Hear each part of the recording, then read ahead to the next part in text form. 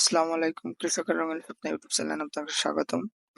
আজকে ঘাসের জমির প্রস্তুতির জন্য 3 কেজি ডিএপি, 5 কেজি এমওপি ও 5 কেজি জিপসাম ও 5 কেজি কেঁচো কম্পোস্ট সার একসাথে মিশিয়ে জমিতে জমিতে সমানভাবে ছিটিয়ে দিয়ে মোটামুটি 5 কাঠা জমির জন্য এই পরিমাণ সার প্রয়োগ করা হবে। অবশ্যই কোনো কাজ করার আগে প্রস্তুতিটা বেশি গুরুত্বপূর্ণ, তাই ঘাসের জমি চাষের জন্য অবশ্যই সার প্রয়োগ করাটা বেশি গুরুত্বপূর্ণ ছিল। পূর্বে ভুট্টা লাগানো ছিল, ট্রাক্টর দ্বারা চাষ দিব, মোটামুটি 2টা চাষই হয়ে গেছে। তো জমি প্রস্তুতিটা সকলেই বুঝে না, যে বুঝে সে অবশ্যই প্রস্তুতিটাকে গুরুত্ব দেয়।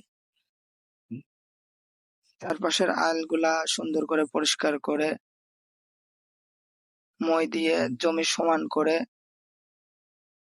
হ্যাঁ একটু সময় লাগে, 15-20 মিনিট মতো মই দিছিলাম মোটামুটি 2 কাঠা জমিতে। পরিশ্রম না করলে সফলতা কি আর আসে নাকি?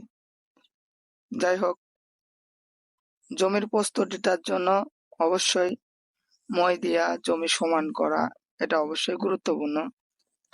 ফসলের জাত ও ফসলের ব্যবস্থাপনা অনুযায়ী জমির প্রস্তুতি এক এক রকম হয়ে থাকে।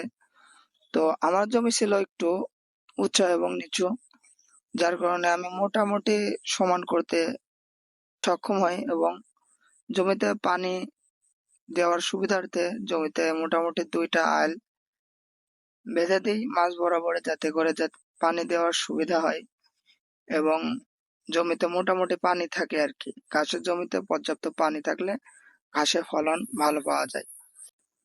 আশা করি বীজ পোঁতার পরে পর্যাপ্ত পানি ও সঠিক ব্যবস্থাপনা যদি নেই, অবশ্যই ঘাসের ফলন ভালো পাওয়া যাবে ইনশাল্লাহ। আপনাদের কাছে দোয়া পাচ্ছি আমি, যাতে নতুন কোনো ভিডিও নিয়ে আপনাদের সামনে উপস্থিত হতে পারি।